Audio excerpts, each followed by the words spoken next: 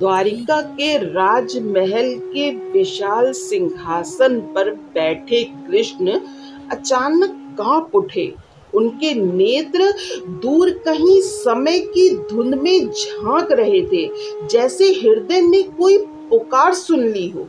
राजमहल में संगीत गूंज रहा था। रत्न जड़ित दीवारें, सुनहरी दीप शिखाएं, सुगंधित पुष्प मालाएं, सब कुछ राजसी भव्यता से भरा हुआ था। परंतु उसी क्षण कृष्ण के मुख पर गहन गंभीरता छा गई। द्वारपाल ने आकर धीरे से कहा, प्रभु, कोई दरिद्र ब्राह्मण द्वार पर खड़ा है। वस्त्र फटे पुराने हैं, शरीर उसका क्षीण है, पैरों में चप्पल नहीं है, हाथों में कोई गठरी बांधे है। कृष्ण ने जैसे ही ये सुना, उनका हृदय धड़क उठा। कृष्ण ने पूछा, उसका नाम क्या है? उसका नाम सुदामा है स्वामी, द्वारपाल ने बताया। बस ये सुनते ही कृष्ण सिंहासन से ऐसे उठे जैसे वर्षों से बिछड़ा अपना सबसे प्रिय मित्र उन्हें पुकार रहा हो। राजमुकुट, गहनों की परवाह किए बिना नंगे पांव द्वार की ओर दौड़ पड़े। अब बताती हूँ कि ये सुदामा कौन थे।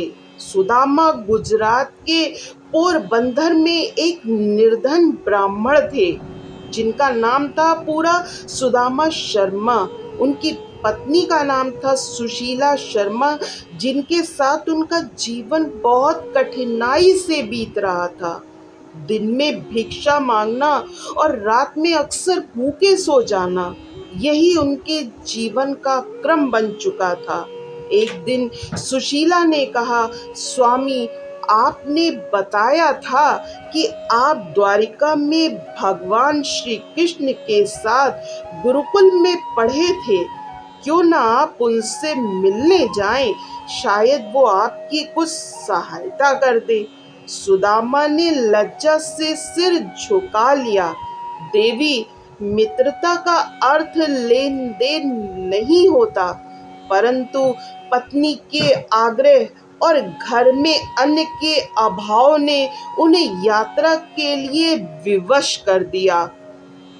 सुशीला ने पड़ोस से चिवड़ा उधार लिया, पुराने कपड़ों में बांधकर एक छोटी सी पोटली बनाई और कहा, ये तुम्हारे मित्र के लिए है, प्रेम से देना, कहना सुशीला का प्रणाम।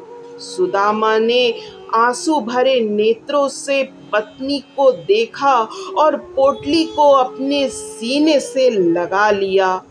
भूख तृषा सब भूल गए, मन में था बस प्रेम।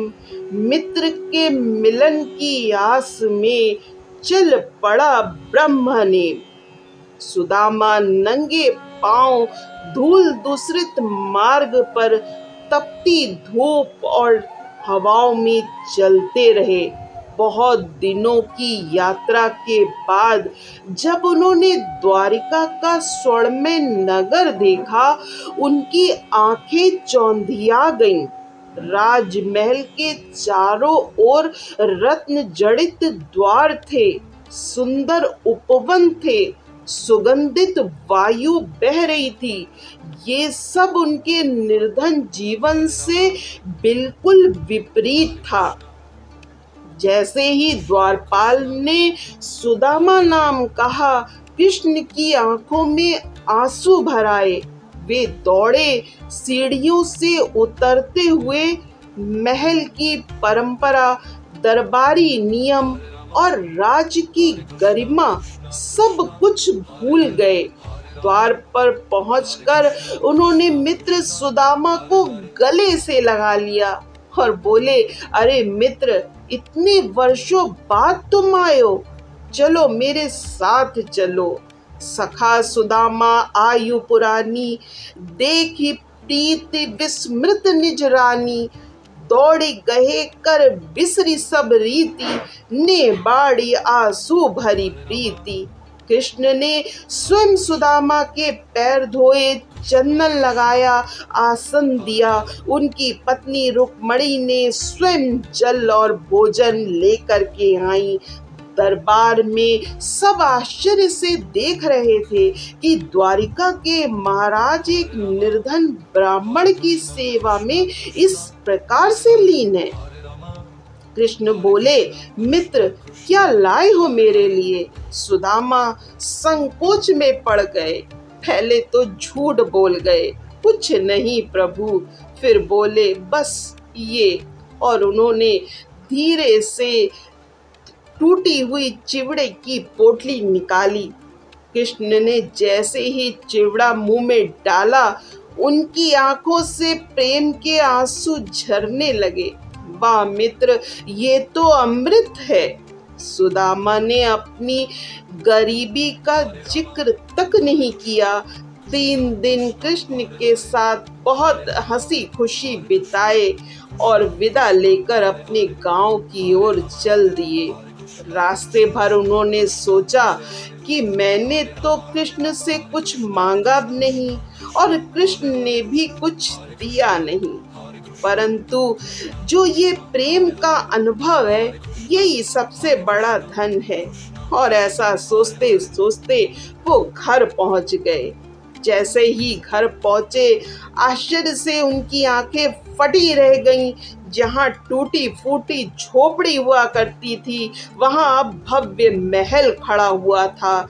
जहां उनकी पत्नी फटे पुराने वस्त्रों में रहती थी, वहां अब वो रेशमी साड़ी पहने हुए थी। कृष्ण ने तो बिना कहे ही सब कुछ दे दिया था। मांगे बिना जो मिल जाए, वही सच्चा दान।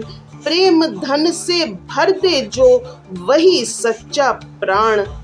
अब सुदामा समझ चुके थे साथियों कि सच्चा मित्र वही है जो तुम्हारे न कहने पर भी तुम्हारी पीड़ा को जान ले और बिना तुम्हें छोटा महसूस कराए तुम्हारी मदद कर दे।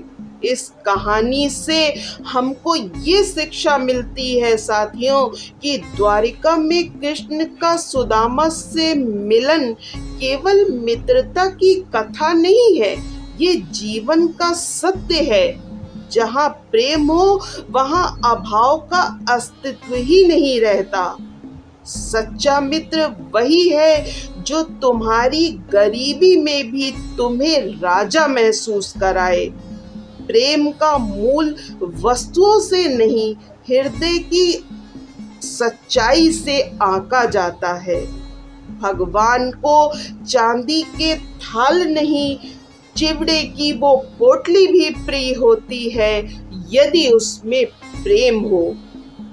इसी के साथ साथियों, मैं जल्दी मिलती हूँ एक नए उद्देश्यपूर्ण वीडियो के साथ। अगर मेरे द्वारा सुनाई गई कृष्ण सुदामा की ये कथा आपको पसंद आई हो, आपके हृदय को छू गई हो, तो आप मेरे चैनल को सब्सक्राइब कर लीजिएगा।